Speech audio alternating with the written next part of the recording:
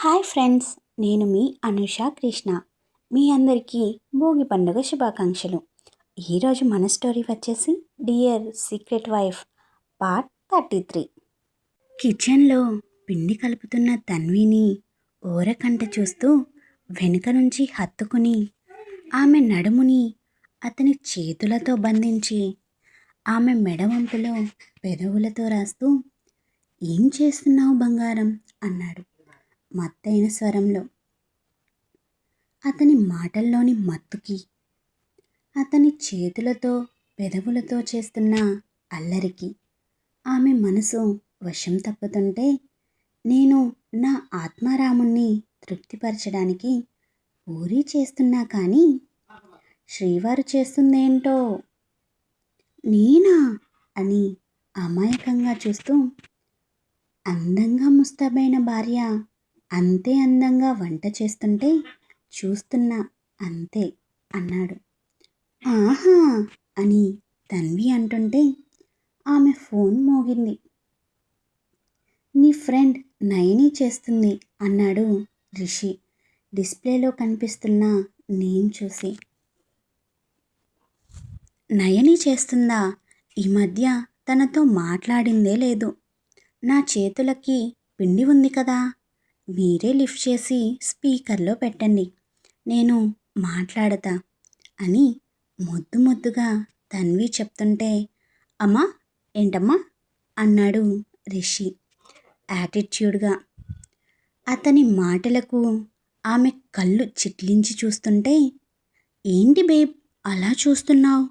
ఇందాకలా నేను స్నానం చేపిస్తాను అంటే వద్దు అని నెట్టేసావు కదా, మరి అప్పుడు అవసరం లేని నా హెల్ప్ ఇప్పుడెందుకు?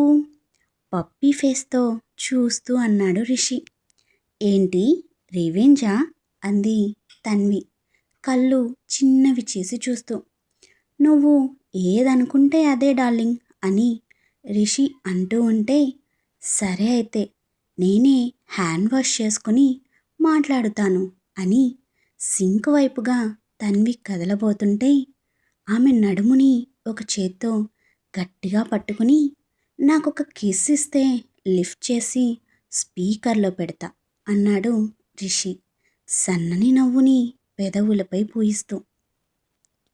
రిషి మాట వినగానే తన్వి కాస్త నోరు వంకరగా చేసి అతని వైపు తిరిగి చూసింది. ఏమిటిది, బ్లాక్మెయిలా అని నవ్వుతూ అంది. అది కాదు మేడం, ఇది మ్యారేజ్ రూల్. హస్బెండ్కి కిస్ ఇస్తేనే కాల్ లిఫ్ట్ అంటూ సరదాగా కన్ను కొట్టాడు రిషి.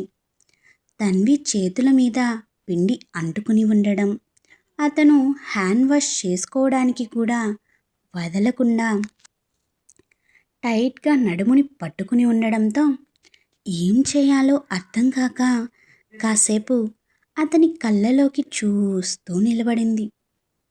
అతని చూపులోని మృదుత్వం, చిరునవ్వులోని అల్లరి ఆమె హృదయాన్ని కరిగించాయి. సరే కానీ చిన్న కిస్ మాత్రమే అంది మెల్లగా. రిషి ముఖం ఒక్కసారిగా వెలిగిపోయింది. ఆమె ముఖాన్ని జాగ్రత్తగా దగ్గరకు తీసుకుని చాలా మృదువుగా క్షణం మాత్రమే ఆమె నుదుటిపై ముద్దు పెట్టాడు.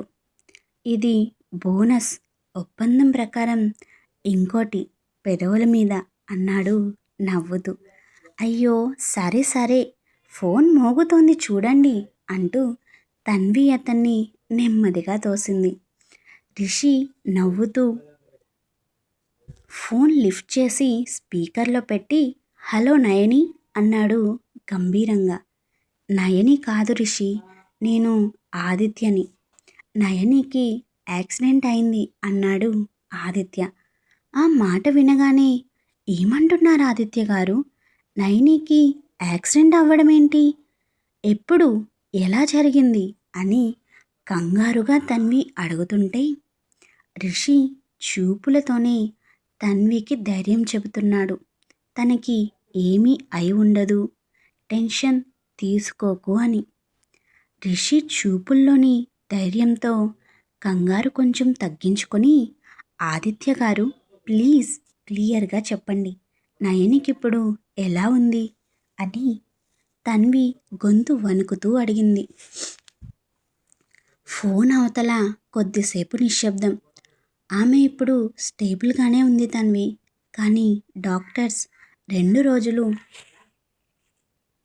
అబ్జర్వేషన్లో ఉంచాలి అన్నారు అన్నాడు ఆదిత్య.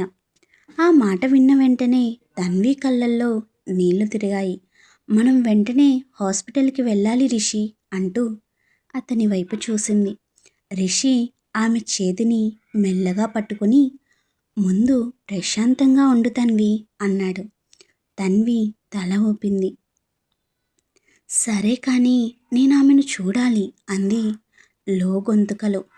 రిషి ఫోన్ తీసుకుని ఆదిత్యతో మాట్లాడాడు. మేమిప్పుడే హాస్పిటల్కి బయలుదేరుతున్నాం. నువ్వు టెన్షన్ పడద్దు. నైని జాగ్రత్త అన్నాడు రిషి. కాల్ కట్ అయ్యాక కిచెన్లో నిశ్శబ్దం అలుముకుంది. పిండి గిన్నె అలాగే ఉంది. వంట కూడా అలాగే ఆగిపోయింది. రిషి పైకి వెళ్ళి వ్యాలెట్, కార్ కీస్ తీసుకుని రాబిన్కి కాల్ చేసి ఆఫీస్ చూసుకోమని, అమాయ వస్తే తనని కలవడం నాకు ఇష్టం లేదు అని చెప్పి పంపేయమని చెప్పి తన్విని తీసుకొని హాస్పిటల్కి బయలుదేరాడు. అదే సమయానికి హాస్పిటల్లో నయని కళ్ళు మూసుకొని పడుకుంది. ఆమె ముఖంలో అలసట, కానీ ఒక చిన్న శాంతి.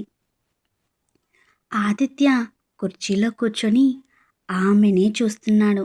అతని మనసులో ఆలోచనల తుఫాను. నేను తన్వి విషయంలో తప్పు చేస్తున్నానా?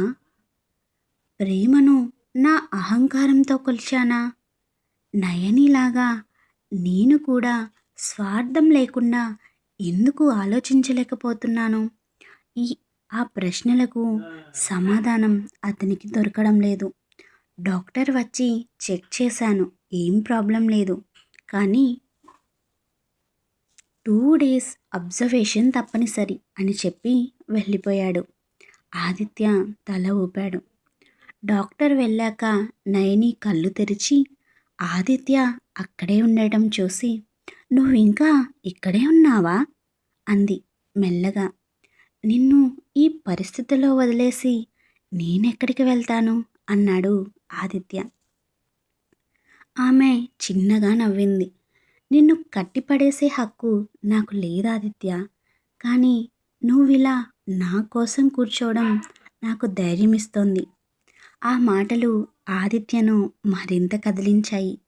ఇక మరోవైపు వినయ్ డ్రైవ్ చేస్తూ ఉన్నాడు. తనీష్ కిటికీ బయట చూస్తూ మౌనంగా ఉన్నాడు. అన్నయ్య అని మళ్ళీ మెల్లగా పిలిచాడు. అన్నాడు వినయ్. విహారీ బాబాయ్ నిజంగా ఇక్కడే ఉంటాడా? డాడ్ చాలా హ్యాపీగా ఉన్నాడు అన్నాడు తనీష్. వినయ్ కొద్దిసేపు ఆగి, అవును, కానీ హ్యాపీనెస్తో పాటు జాగ్రత్త కూడా అవసరం. ప్రతి చిరునవ్వు నిజం కాదు తనీష్ అన్నాడు. మీరెందుకు అంత అనుమానంగా చూస్తున్నారతన్ని అని అడిగాడు తనీష్. వినయ్ కళ్ళల్లో ఒక రకమైన బాధ, కోపం రెండూ కలిసిపోయాయి. నాన్నని అనుమానించాలని ఎవరూ అనుకోరు, కానీ నాన్న అన్న పిలుపుకి కూడా అతను అర్హుడు కాదు అని మనసులో అనుకుంటూ, నేనెందుకు అతన్ని అనుమానిస్తున్నానో ఇప్పుడు కాదు, టైం వచ్చినప్పుడు నీకే తెలుస్తుంది అన్నాడు వినయ్. ఆ మాటలతో కార్ మళ్ళీ మౌనంలోకి వెళ్ళిపోయింది. కొద్దిసేపటి తర్వాత తనీష్ కాలేజ్ ముందు కార్ ఆగింది.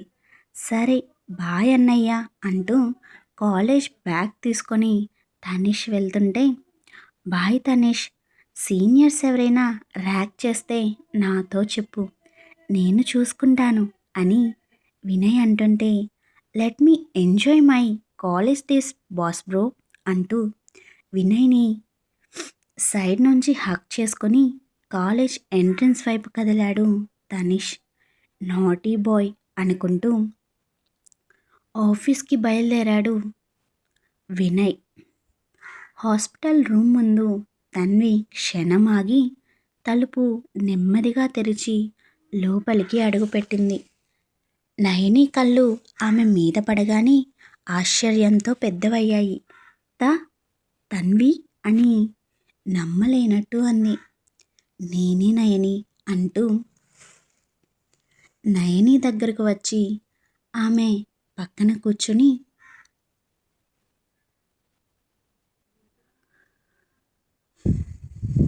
ఎలా ఉన్నావు అంది.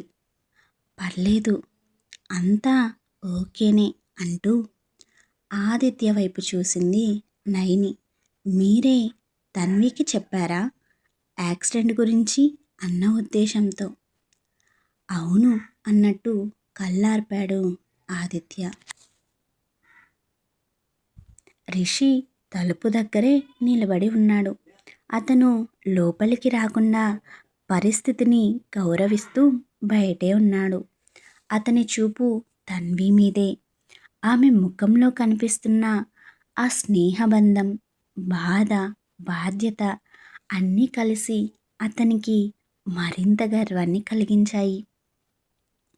తన్వి నయని వైపు తిరిగి 2 రోజులు ఇక్కడే ఉండాలి అన్నారట కదా, నేను ఇక్కడే ఉంటాను, అవసరమైతే నీకు తోడుగా అంది.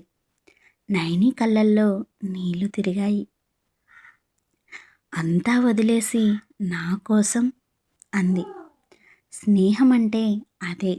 నువ్వు ఒంటరిగా లేవు, నీకు తోడుగా నేను ఉన్నా అంటూ తన్వి నవ్వింది. నన్ను వదిలేసి హాస్పిటల్లో ఉంటావా బంగారం అనుకుంటూ రిషి తన్వి వైపే చూస్తుంటే రిషి ఎక్స్ప్రెషన్స్ని బట్టి అతని మనసులో ఏముందో గ్రహించిన నయని ఏం వద్దులే, ఐ కెన్ మేనేజ్ అంది. అయితే ఆంటీకి కాల్ చేస్తాను అని తన్వి ఫోన్ తీసుకొని నయని వాళ్ళ అమ్మకి కాల్ చేయబోతుంటే, హే వద్దు తన్వి, ముందే మా అమ్మ డ్రామా క్వీన్, ఇప్పుడు ఆ డ్రామాని భరించేంత ఓపిక లేదు అంది నయని. అది నిజమేలే అంది తన్వి నవ్వుతూ. శరత్ చంద్ర గదిలో ఒంటరిగా కూర్చుని పాత ఫోటోలు చూస్తున్నాడు. వినయ్ విహారీ చిన్నప్పటి ఫోటోలని పక్క పక్కన పెట్టుకుని చూడగా అతని కళ్ళల్లో ఆనందం, బాధ రెండూ కలిసి మెరుస్తున్నాయి. ఇన్నాళ్లకు నా కుటుంబం మళ్ళీ ఒక్కటైంది అనుకున్నాడు. వినయ్ నీ కొడుకే అని నాకు తెలుసు విహారీ. నువ్వు తిరిగి రావడం నిజంగా శుభసూచకమా లేక కొత్త తుఫానా? అతని మనసులో ప్రశ్న మెదిలింది.